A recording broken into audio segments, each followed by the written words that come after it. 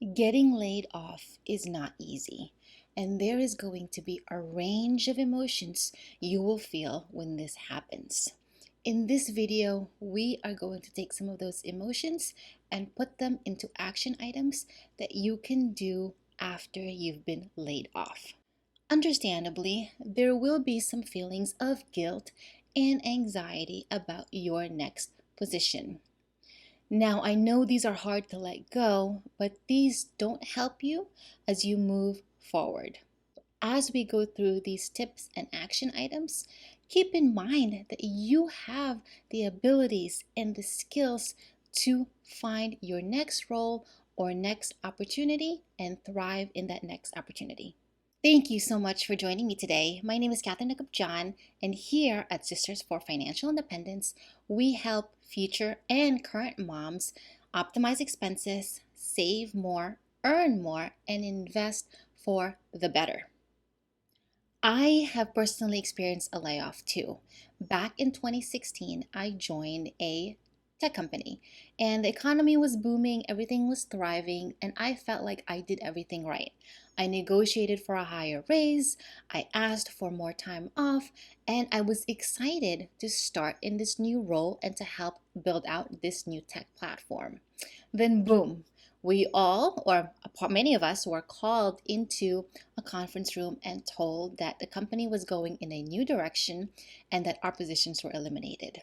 There was a lot of fear, disgust, shame, and anger in that room. Partly because many of us had just been hired, like literally just started work 3 months, 2 months ago. And we were happy to be there, but this sudden news took the rug out of our feet.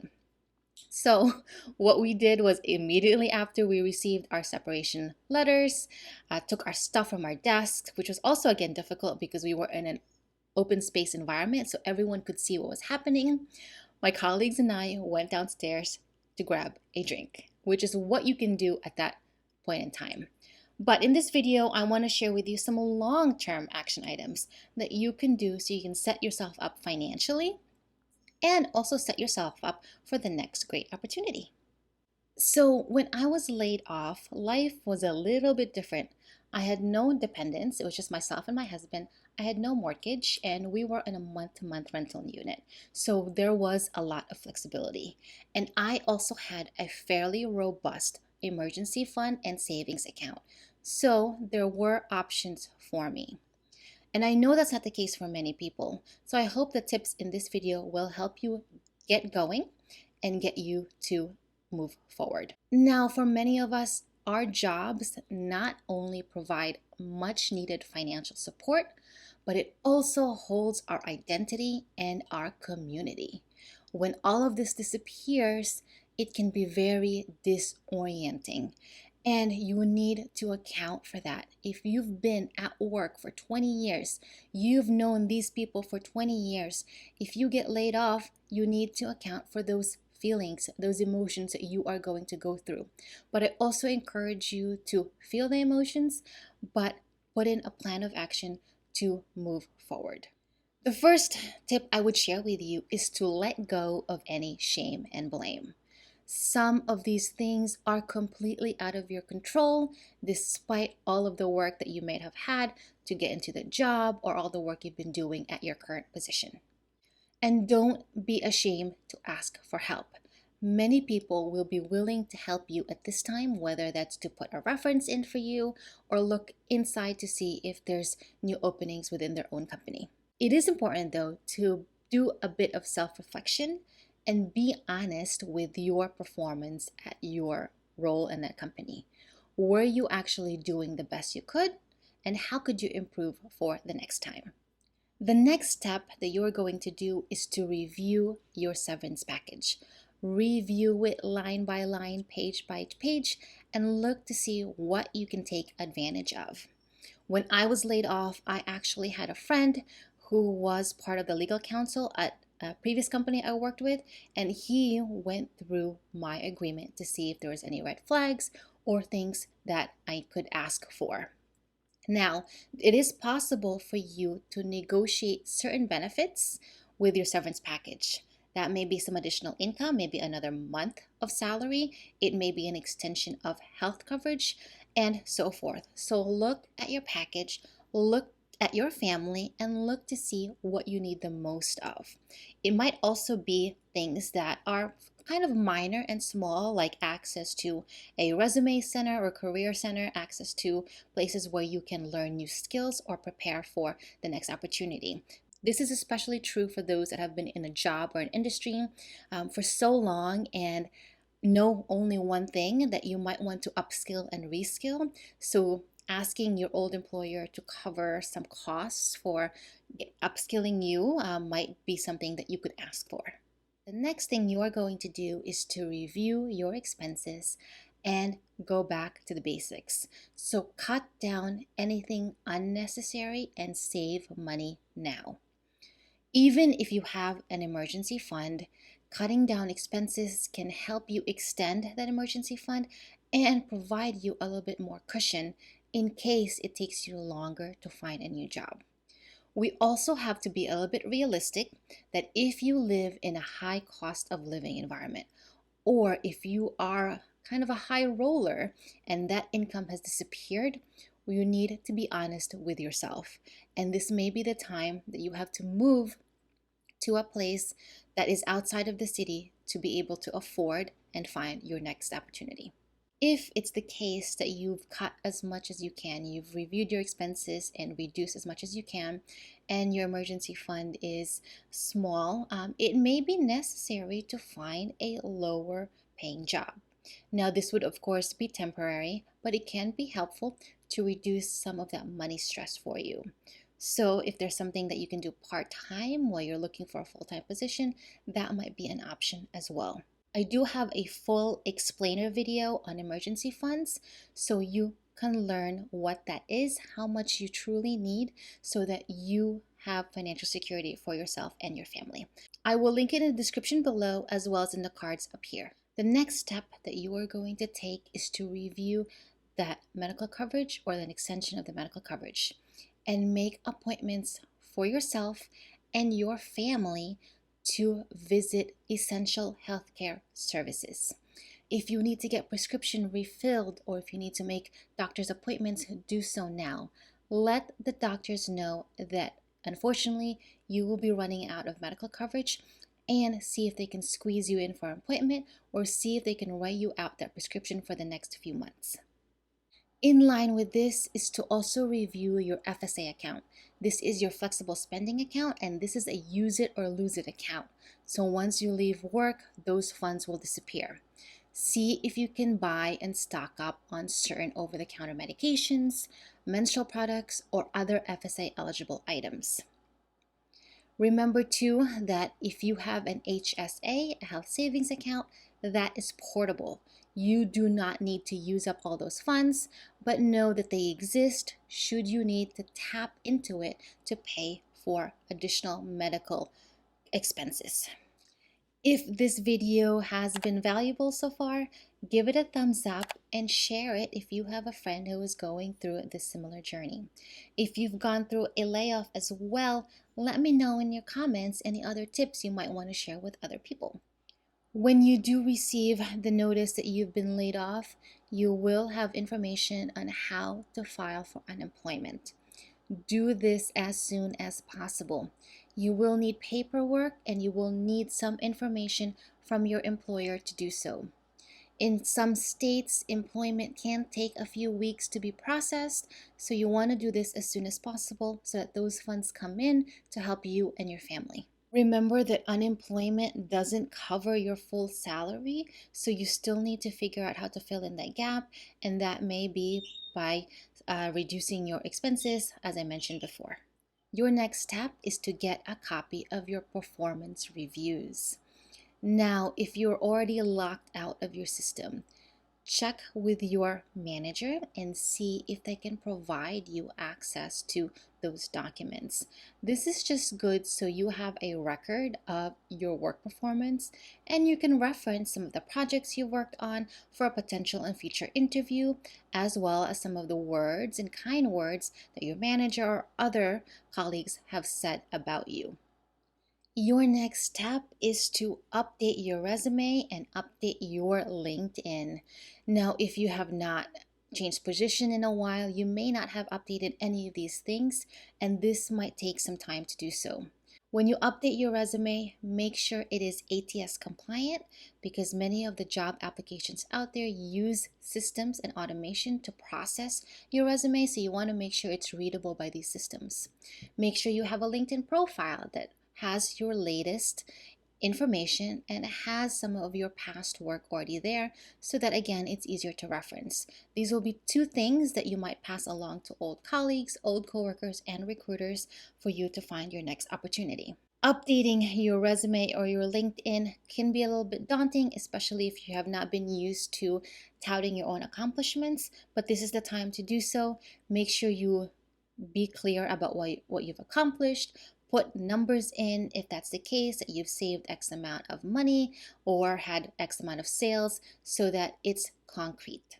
And your next step is to connect with past colleagues and coworkers.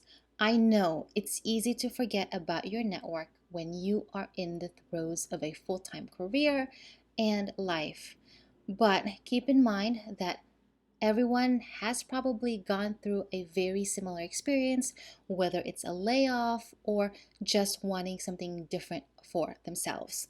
So, when you do reach out to your old colleagues and past coworkers, make sure you are clear on what you want from them. What are you asking them? Do you want your resume to be passed along? Do you want coffee just so you can chat and see what the next opportunity might be? And this is also where your updated resume and updated LinkedIn comes in handy because it's something that you can forward and attach as you have these conversations. A great benefit as you start speaking to your old colleagues and coworkers is the questions that come out of it. They'll ask you questions like, what do you want in your next opportunity? What are you looking for? And this will sharpen not only your interview skills, but sharpen the things that you want for your next opportunity. What are you looking for? What kind of company? What kind of job? So keep that in mind, that when you're connecting, don't just connect and add to LinkedIn, but see if there's a way for you now to meet in person or have a conversation, whether it's a quick phone call, to reconnect and figure out what your next step should be. As you reconnect with your old colleagues and coworkers, ask them if they would be open to being a reference for you and your work. Now, they don't have to agree on the spot, and you can also just follow up that when I do find an opportunity, I would love to reach back out to you, share with you the opportunity, and see if you could share a reference. It's important to get specific the closer you are to finding that opportunity so that the other people in your network can kind of tailor their responses to give for you as a reference. Another action that you should do is to review your old employer's retirement plan. What are your options for that plan? Do you need to move it? Can it stay there? Can you roll it over? I do have a longer video that I will link here that provides you all of these options. The key is I don't want you to forget that this account exists, especially if there's money in it. We want to make sure that you are able to continue investing in this investment account so that it can grow for your retirement future. As you figure out your next move, it can be helpful to research and identify companies that you want to work for. This is where you will set the time to figure out what your next move will be, who's in your network that can help you, and what company you want to reach out to. As you go through this process of interviews or maybe just informational interviews, keep in mind to just follow up. Follow up with people to make sure that they are getting your messages or that they are able to help you. Many people are so busy that sometimes things do fall through the cracks. So a follow up here and there can be very helpful to make sure you have that face to face with someone that can land you your next opportunity. I'll also add that sometimes we're very focused on finding the next opportunity using the same role that we've had. This may be the time to find something a little bit different than your previous role. For instance, if you've always been in sales but now want to try something a bit different, it's absolutely possible to transfer your skills as a salesperson to something else. So look through those positions, look through those job descriptions and see if you can find those matches. As you talk to your old colleagues, coworkers, recruiters, and other people, see if there's a match for that kind of new opportunity. Next up is to start a few good habits. Now, work takes a big chunk of our days, and when that disappears, we are left kind of with just time. So, what we want to do is just be a little bit more diligent and deliberate with how we use the time. This might be going for a walk each morning, taking an online class so you can upskill and reskill, and just taking on some good habits so that you continue healthy, you have the confidence to go forward, and so on. The process of finding a new job can be emotionally draining, so you want to remain positive by keeping your mind, body healthy. So I would recommend just picking 3 healthy habits that you can go through during this time. I also mentioned taking a class. Now, if you've been wanting to try a new skill or learn something new, now may be the time to do so. And there's so many services and platforms out there that will allow you to do so. Now, many of these may not lead to your next career opportunity, but they may open up other doors for you. So just keep that in mind, that some of these things that you are learning, new lessons, are open doors to other things too. That adults can absolutely learn new things. Do not buy into the construct that you are too old to learn something new. Find something that you've been wanting to do for so long and try it. Try it for a few weeks and see how you like it. You may find out you don't like it and want something else to do. But the least you can do is try it and do something that's different and something that you've been wanting to do. Next up is to get honest with yourself, your partner, and your family about what's happening. Children are very intuitive and can sense when something is off or wrong. While you don't have to share everything about them, like down to the detail, bills or dollar amounts, this can be an opportunity to teach them about work, money, and bills. If you don't, they are going to internalize some of the secret whisperings about money, and they might fear money in the future, which will affect the way they also interact with money. Be cognizant of how you talk at home, who you talk to, so that you are providing a more positive attitude for your family, your spouse, and your children. Lastly, once you settle back into a new position, work, and a steady paycheck, plan for financial independence. Build up that emergency fund, put more money into investments, and plan financial security for yourself and family. We don't know when the next layoff will come. We don't know when the next economic downturn will come up. So being prepared is critical and important. If you want more money lessons like this, where we help you optimize your money, earn more, and invest more, consider subscribing to Sisters for Fi. Take a look at this video to learn more about creating a robust emergency funds, and this video if you want to figure out what to do with that old 401k from your old employer. I will see you next week for the next video. Bye!